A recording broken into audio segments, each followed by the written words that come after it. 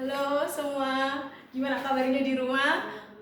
Jadi Miss kirimin foto buat kalian untuk bantu kalian belajar di rumah. Waktu itu kan Miss sudah kasih tugas ya untuk membaca tentang perpindahan kalor. Nah, kenapa Miss kok suruh baca dulu? Gini loh, nak ceritanya.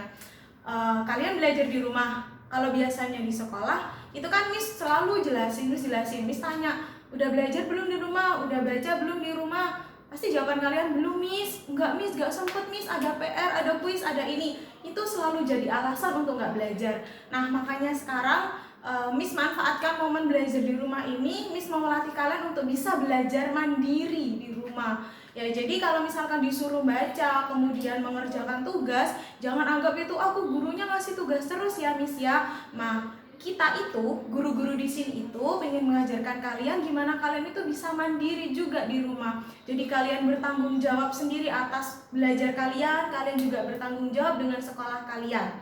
Oke, jadi seperti itu. Jadi gak usah ngeluh karena belajar di rumah banyak tugasnya. Berarti ini momen kalian untuk menumbuhkan sifat disiplin dan juga mandiri. Jadi materi ini sebenarnya sudah pernah dijelaskan dulu ketika kalian di SD, yaitu tentang perpindahan kalor. Mungkin di sini agak lebih diperdalam lagi atau mungkin lebih ditambahkan dengan perhitungan yang Miss sebutkan, yang Miss kasih waktu di Edmudo. Itu sebagai pengayaan. Nanti ketika kalian masuk Miss akan jelaskan lebih lanjut karena itu lumayan sulit. Ya jadi nggak usah khawatir, yang Miss kemarin kasihkan kalian tugasnya kerjakan, thank you banget yang sudah mengumpulkan. Yang belum mengumpulkan silahkan dikumpulkan. Gak usah takut Miss aku nggak bisa, nilainya jelek, nggak apa-apa, nanti kita belajar lagi. Oke, jadi perpindahan kalor itu ada 3 macam nak. Ada konduksi, kemudian ada konveksi, dan yang terakhir itu ada radiasi. Jadi ada 3 cara, dan itu tergantung sama bendanya, kemudian mediumnya apa. Kita bahas satu-satu ya. Pertama dari konduksi. Yang disebut dengan konduksi itu adalah perpindahan kalor. Kalor itu panas ya. Suatu zat tanpa disertai perpindahan molekul-molekul zatnya. Maksudnya gimana sih Miss? Kalian kan sudah belajar tentang atom, kemudian ada molekul. Jadi di dalam suatu benda itu kan pasti terdiri dari atom atau molekul. Nah, jadi ketika konduksi, perpindahan kalornya itu tidak disertai dengan perpindahan molekulnya. Perpindahan kalor tersebut terjadi karena adanya tumbukan antar molekul-molekul zat. Contohnya misalkan gini, kalian memanaskan sendok besi. Ya, kemudian kalian taruh di atas api. Pasti lama-kelamaan kan ujungnya itu akan panas, ujung yang kalian pegang. Kenapa bisa seperti itu? Itu adalah contoh dari konduksi. Prosesnya gimana sih Miss? Jadi prosesnya gini. Kita misalkan ujung A kita panaskan. Oke, ketika molekul itu dipanaskan, Miss bilang di sini akan terjadi tumbukan. Jadi molekulnya itu akan bergetar. Ketika dipanaskan, molekul itu akan bergetar. Nah, ketika molekul satu ini bergetar, dia menyebabkan atau dia membuat molekul yang nomor 2 yang ada di sebelahnya itu juga bergetar. Saling bergetar, akhirnya mereka bertumbukan. Benar kan? Jadi kalau misalkan kamu sebelahan nih sama temenmu, kemudian kamu gerak-gerak aja, pasti kan nyenggol temennya. Akhirnya kamu nyenggol temenmu nyenggol temen sebelahnya, dan akhirnya sampai ujung juga akan kesenggol juga, akan bergetar juga. Jadi karena molekul 1 kemudian dia bergetar, dia kemudian menumbuk molekul 2 juga bergetar, akhirnya apa? Sampai ke molekul 3, ke molekul 4, ke molekul 5, 6, 7, 8, itu semuanya ikut bergetar. Ya, jadi getarannya itu kita anggap sebagai kalornya. Jadi kalor yang dari 1 itu kemudian lari ke yang kedua, geser lagi sampai akhirnya ke molekul yang ke-8. Jadi sekarang panasnya sudah sampai ke molekul ke-8.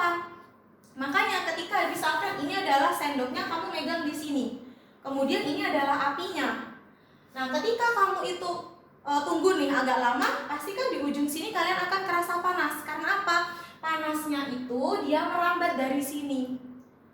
Miss maksudnya dia itu tanpa disertai perpindahan molekul zat. Nah, molekul yang ini itu cuma bergetar, dia nggak pindah. Bukannya molekul 1 pindah ke posisi 8, bukan. Jadi cuma bergetar aja. Jadi menyebabkan semuanya itu getar semua.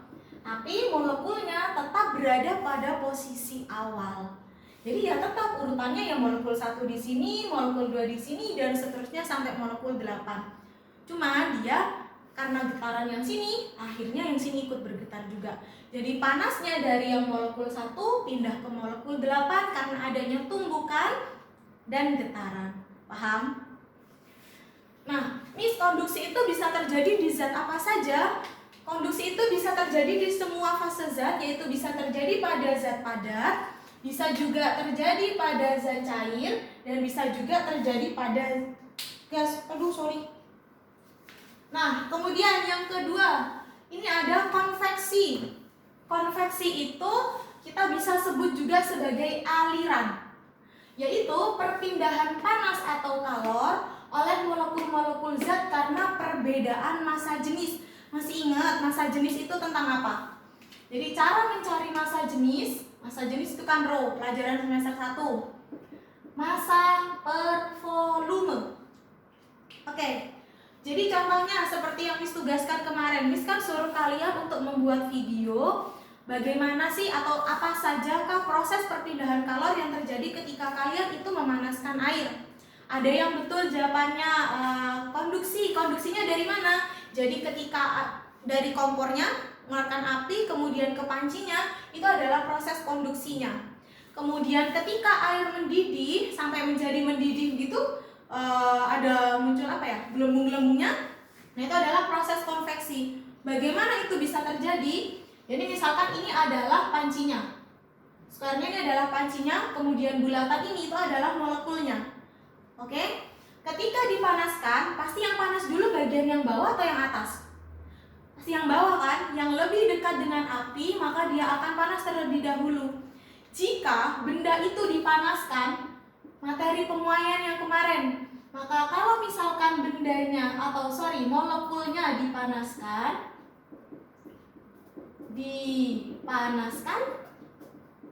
maka dia akan apa? Memuai. Memuai ini menyebabkan volumenya ini bertambah besar. Kalau volumenya bertambah besar, tapi masanya itu tetap, maka massa jenisnya akan bertambah kecil.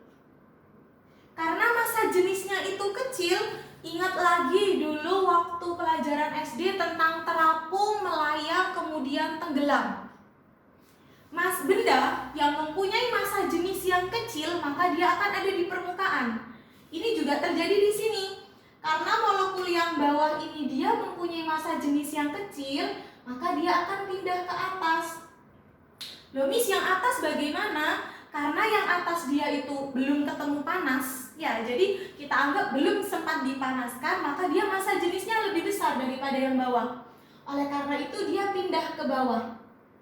Jadi molekul yang di bawah yang massa jenisnya lebih kecil akan menggantikan posisi molekul yang di atas. Jadi makanya kenapa Miss kok bisa gelembung-gelembung gitu ya Miss ya? Kok bisa ada gelembungnya? Nah, itu karena apa? Partikelnya atau molekulnya itu dia bolak-balik, dia gantian tempatnya. Makanya dia bisa membentuk gelembung seperti itu. Oke? Jadi konveksi itu clue-nya atau kata kuncinya itu karena adanya perbedaan massa jenis. Jadi kalau molekul yang mempunyai massa jenis yang lebih kecil, dia akan pindah menggantikan dengan molekul yang mempunyai massa jenis lebih besar. Dan begitu seterusnya hingga kalau misalkan semuanya itu sudah mencapai sudah massa jenisnya sudah sama, maka mereka akan menguap. Nah, itu berubah wujudnya. Oke? Bisa terjadi di apa saja Miss kalau konveksi itu? Jadi konveksi itu bisa terjadi pada zat cair dan zat gas. Kok bisa seperti itu Miss? Ingat, konveksi itu adalah aliran. Bisa mengalir itu kan kalau jarak partikelnya atau jarak molekulnya jauh. Jadi karena gas dan cair itu jarak partikelnya jauh, jadi bisa mengalir. Coba bayangkan kalau benda padat. Benda padat di sini kan udah rapat. Kalau misalkan kalian duduk dempet-dempetan sama teman kalian, emang bisa gerak? Kan nggak bisa, paling cuma getar di tempat. Tapi kalau misalkan agak jauhan kan kalian bisa gerak dengan bebas, jadi bisa mengalir. Oke? Jadi udah paham ya apa itu konduksi sama konveksi. Nah, sekarang yang terakhir itu adalah radiasi. Kemarin ada beberapa yang salah di video. Ada Ada yang bilang bahwa dari panas apinya kemudian ke pancinya itu adalah radiasi. Itu salah nak, karena pancinya kita kan apinya itu langsung berdekatan sama panci. Nah berarti kan dia ada perantaranya. Nah sedangkan untuk radiasi itu adalah perpindahan kalor dalam bentuk gelombang elektromagnet. Aduh Miss, gelombang elektromagnet itu apa sih Miss? Kok tambah ada kalimat-kalimat baru? Jadi dia dalam bentuk gelombang yang bisa merambat pada ruang hampa atau ruang vakum. Jadi kalau misalkan konduksi dan konveksi itu dia butuh zat perantara. Zat perantaranya apa Miss? Dia butuh zat padat untuk perantaranya, dia butuh zat cair untuk perantaranya. Tapi kalau radiasi itu nggak perlu perantara. Contoh yang paling gampang adalah sinar matahari.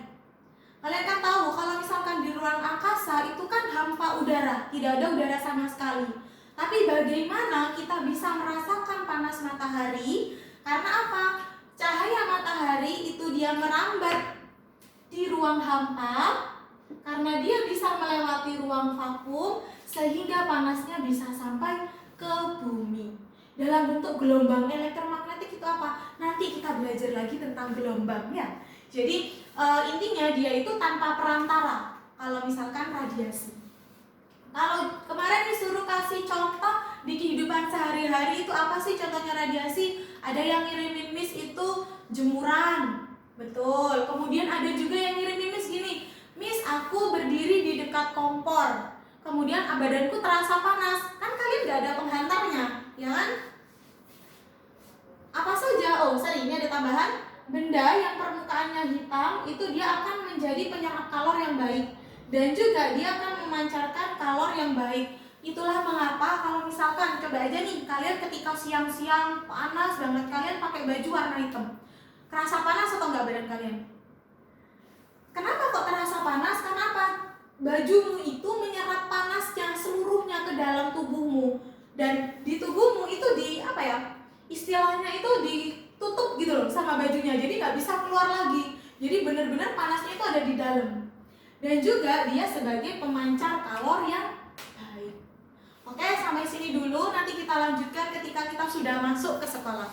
See you.